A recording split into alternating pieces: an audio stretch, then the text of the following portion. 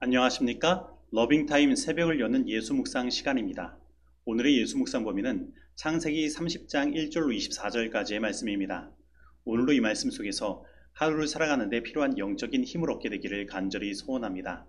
먼저 본문 말씀을 읽도록 하겠습니다. 라헬이 자기가 야곱에게서 아들을 낳지 못함을 보고 그의 언니를 시기하여 야곱에게 이르되 내게 자식을 낳게 하라. 그렇지 아니하면 내가 죽겠노라. 야곱이 라헬에게 성을 내어 그대를 임신하지 못하게 하시는 이는 하나님이시니 내가 하나님을 대신하겠느냐. 내 여종 비라에게로 들어가라. 그가 아들을 낳아 내 무릎에 두리니 그러면 나도 그로 말미암아 자식을 얻겠노라 하고 그의 시녀 빌하를 남편에게 아내로 주매 야곱이 그에게로 들어갔더니 빌하가 임신하여 야곱에게 아들을 낳은지라. 라헬이 이르되 하나님이 내 억울함을 푸시려고 내 호소를 들으사 내게 아들을 주셨다 하고 이로 말미암아 그의 이름을 단이라 하였으며 라헬의 시녀 빌하가 다시 임신하여 둘째 아들을 야곱에게 낳음에 라헬이 이르되 내가 언니와 크게 경쟁하여 이겼다 하고 그의 이름을 납달리라 하였더라. 레아가 자기의 출산이 멈춤을 보고 그의 시녀 실바를 데려다가 야곱에게 주어 아내로 삼게 하였더니 레아의 시녀 실바가 야곱에게서 아들을 낳음에 레아가 이르되 복되도다 하고 그의 이름을 가시라 하였으며 레아의 시녀 실바가 둘째 아들을 야곱에게 낳음에 기쁘도다 모든 딸들이 나를 기쁜 자라 하리로다 하고 그의 이름을 아셀이라 하였더라. 밀 거둘 때 르우벤이 나가서 들에서 합 한 채를 얻어 그의 어머니 레아에게 드렸더니 라헬이 레아에게 이르되 언니의 아들의 합 한 채를 청구하노라. 내가 내 남편을 빼앗은 것이 작은 일이냐. 그런데 내가 내 아들의 합 한 채도 빼앗고자 하느냐. 그러면 언니의 아들의 합 한 채 대신에 오늘 밤에 내 남편이 언니와 동침하리라. 저물 때 야곱이 들에서 돌아오매 레아가 나와서 그를 영접하며 이르되 내게로 들어오라. 내가 내 아들의 합 한 채로 당신을 산노라. 그 밤에 야곱이 그와 동침하였더라. 하나님이 레아의 소원을 들으셨으므로 그가 임신하여 다섯째 아들을 야곱에게 낳은지라. 내가 내 시녀를 내 남편에게 주었으므로 하나님이 내게 그 값을 주셨다 하고 그의 이름을 이사가리라 하였으며 레아가 다시 임신하여 여섯째 아들을 야곱에게 낳은지라. 하나님이 내게 후한 선물을 주시도다. 내가 남편에게 여섯 아들을 낳았으니 이제는 그가 나와 함께 살리라.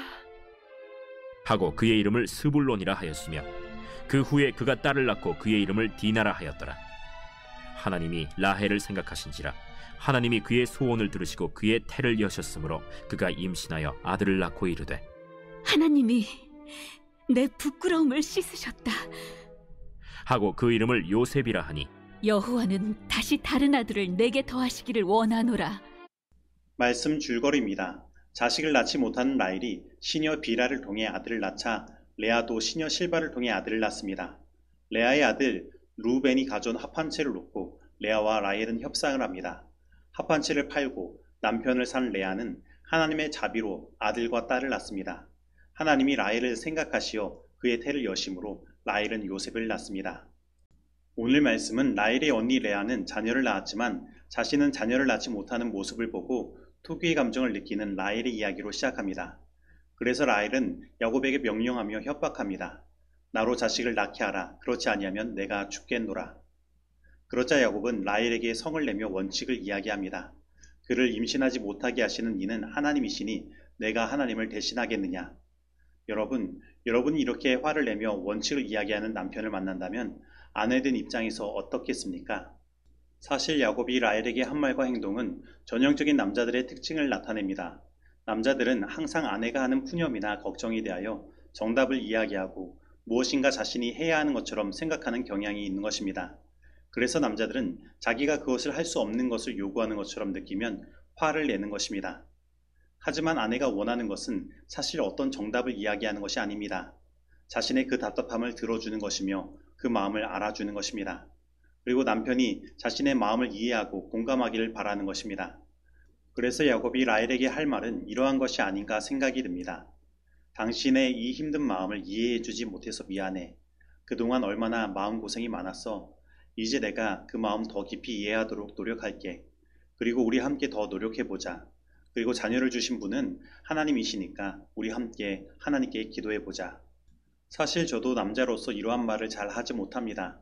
하지만 분명한 것은 이러한 상황이 왔을 때 우리는 그 마음 아픈 자의 마음을 공감할 수 있는 능력이 있어야 하는 것입니다.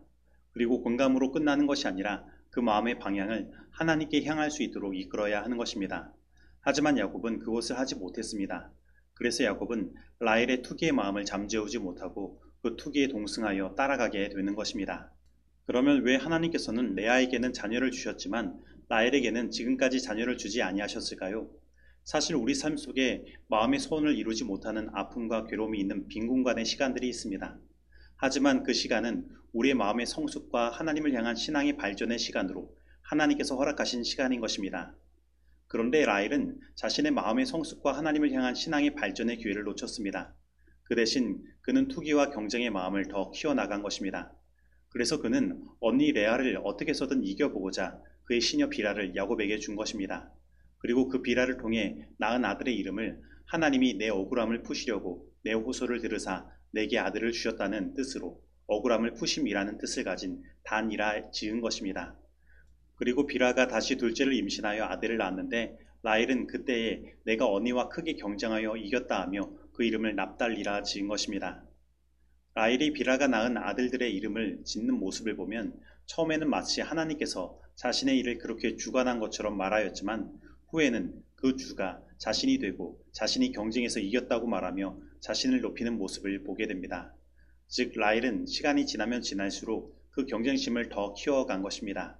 다시 말하면 라헬은 성숙하지 못한 것입니다. 그렇다면 라헬을 이렇게 성숙하지 못하도록 만든 것은 무엇일까요? 그것은 그 마음 가운데 있는 열등감입니다. 그는 자신에게 없는 것만을 바라보고 그것에 대한 억울함을 생각했습니다. 그리고 그것으로 인해 언니 레아를 투기한 것입니다. 그런데 하나님은 우리 모든 사람에게 모든 것을 다 완벽하게 허락하지 않으십니다. 누구에게나 다 부족한 점들이 있습니다. 그래서 사람은 누구나 열등감을 느낄 수 있습니다. 하지만 우리는 이것을 거꾸로 생각할 수 있습니다.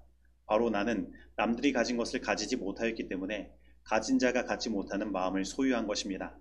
그래서 갖지 못한 자의 아픔을 공감하고 이해할 수 있는 마음을 통해 다른 사람의 마음을 감사할 수 있는 성숙된 마음을 가질 수 있는 것입니다. 그리고 우리는 이것을 통해 하나님을 더 의지하고 바라는 마음을 가질 수 있는 것입니다. 그래서 사실 라헬은 자신의 그 갖지 못한 그 마음 아픔을 통해 그 언니 레아가 야곱의 사랑을 갖지 못한 것에 대한 가슴 아픔을 바라보고 이해할 수 있었습니다. 그리고 그의 무능력함을 하나님께 내어 맡길 수 있었습니다. 그러나 그는 오히려 잠잠해졌던 레아의 마음에도 경쟁심이라는 불을 일으킨 것입니다.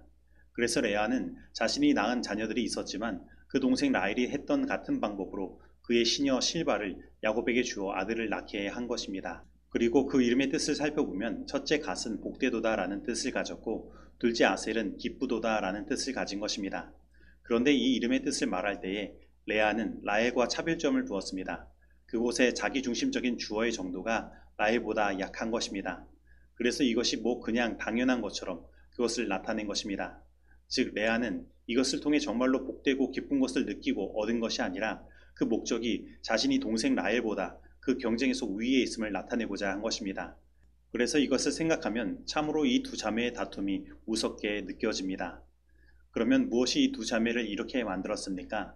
그것은 성숙되지 않은 마음, 곧 열등감과 경쟁심입니다. 그리고 하나님께 그 모든 것을 내어 맡기지 못하는 성숙하지 못한 신앙입니다. 그런데 어쩌면 오늘 우리들도 이러한 모습 때문에 힘든 삶을 살고 있는지 모르겠습니다. 항상 다른 사람을 질투하고 자신에게 없는 것 때문에 열등감을 느끼고 그러면서 하나님을 의지하고 모든 것을 내어 맡기기보다는 그것을 해결하고자 인간적인 방법을 사용하여 경쟁해서 이기려고 하는 모습이 우리에게도 존재하는 것입니다. 그러면 우리는 이러한 것을 어떻게 해결할 수 있을까요? 오늘 본문에 이어지는 이야기는 우리들에게 그것을 이야기하고 있습니다. 레아의 아들 루벤이 밀을 거둘 때에 합 한 채를 우연히 얻은 것입니다. 그리고 그것을 그의 어머니 레아에게 가져다 준 것입니다. 특별히 이 합 한 채는 민드라크라고 불리는 식물 열매로서 그리스인들은 이것을 최음제로 사용하였고 사랑의 사과라고 불렀습니다. 그리고 이것은 여인들의 임신을 촉진하게 한다는 미신을 가지고 있었습니다. 그래서 라헬은 자신이 직접 낳은 자녀가 없었기 때문에 그 합 한 채를 의지해서라도 자녀를 낳고 싶었습니다. 그래서 그의 언니 레아에게 이 합 한 채를 자신에게 달라고 말하는 것입니다. 그리고 그 대신 언니와 야곱의 동침을 허락한 것입니다. 그런데 성경은 이 합 한 채를 가진 라헬에게 아들이 있는 것이 아니라 레아가 아들을 낳았다고 말합니다. 그리고 성경은 그 이유에 대하여 이렇게 말하고 있는 것입니다. 하나님이 레아의 소원을 들으셨으므로. 바로 이것은 라헬의 열등감을 채우고 그 경쟁심을 만족시킬 수 있는 것은 합 한 채가 아니라 하나님이시라는 사실을 이야기하고 있는 것입니다. 그리고 분명 라헬은 이 일을 통해 분명히 깨달았을 것입니다. 자신의 이 마음을 해결하고 그 상황을 해결하실 분은 하나님밖에 없다는 것을 말입니다. 그래서 이것을 통해 라헬은 인간적인 모든 생각을 내려놓고 하나님께 기도한 것입니다. 그리고 오늘 본문 말씀은 22절에 이렇게 말씀하고 있는 것입니다. 하나님이 라헬을 생각하신지라 하나님이 그의 소원을 들으시고 그의 태를 여셨으므로. 드디어 라헬은 자신이 가진 이 열등감을 해결할 방법을 찾은 것입니다. 그것은 바로 하나님께 자신의 모든 것을 맡기고 아뢰는 것이었습니다. 그랬더니 하나님께서 그 소원을 들으시고 그에게 아들 요셉을 주신 것입니다. 그리고 라헬은 이 경험을 통해 하나님께 또 다른 소원을 이야기하는 신앙의 성숙을 얻게 되는 것입니다. 그리고 이제 라헬과 레아의 경쟁은 멈추게 된 것입니다. 이처럼 오늘 우리의 마음의 열등감과 경쟁심을 해결할 수 있는 길이 있습니다. 그것은 바로 우리의 모든 것을 하나님께 아뢰는 것입니다.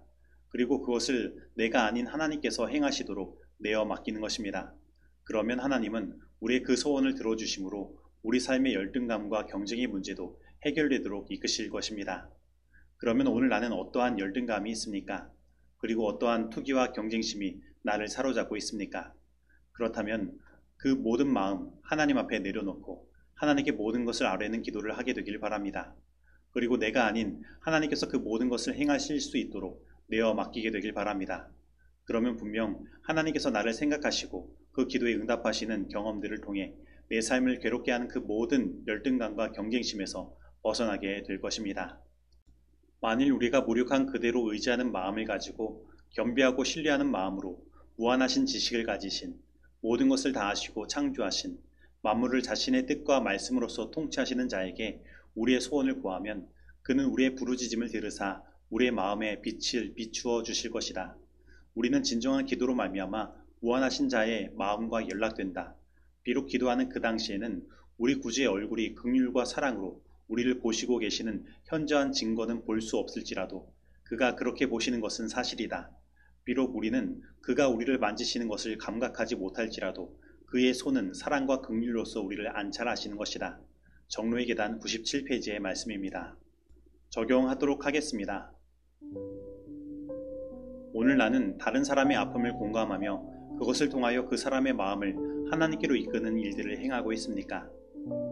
오늘 나는 내 마음의 소원을 이루지 못하는 빈 공간의 시간, 그래서 마음 가운데 열등감을 느끼기도 하는 그 시간을 나의 마음과 신앙의 성숙을 경험할 수 있는 시간으로 활용하고 있습니까? 오늘 나는 나의 모든 소원을 하나님께 아뢰고 하나님께서 그 모든 것을 행하시도록 내어 맡김으로 마음의 평안을 얻고 살아가고 있습니까? 오늘 이 말씀 속에서 내가 실천해야 할 것은 무엇입니까? 기도하시겠습니다. 하나님 아버지, 오늘 우리 삶의 소원을 이루지 못하는 빈 공간의 시간들이 있습니다. 그래서 열등감으로 아파하고 질투심으로 괴로워하는 시간들이 우리들에게 있습니다.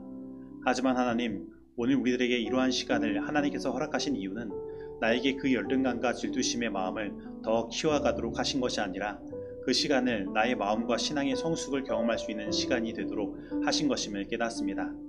그리고 하나님, 오늘 이러한 우리의 마음을 공감하여 주시고 우리를 성숙으로 이끌어 주시기 위해 우리 모든 소원을 들어주시니 감사드립니다. 하나님, 오늘 우리로 하여금 더욱더 주님을 의지하고 기도하게 하여 주옵시고 우리 인생을 이끄시는 하나님으로 인하여 마음의 진정한 평안을 얻게 하여 주옵소서. 그리고 우리 또한 다른 사람의 마음을 공감할 수 있는 능력을 허락하여 주옵시고 더 나아가 그것을 통해 다른 사람의 마음을 하나님께로 인도할 수 있도록 우리를 지도하여 주옵소서. 예수님의 이름으로 기도드립니다. 아멘.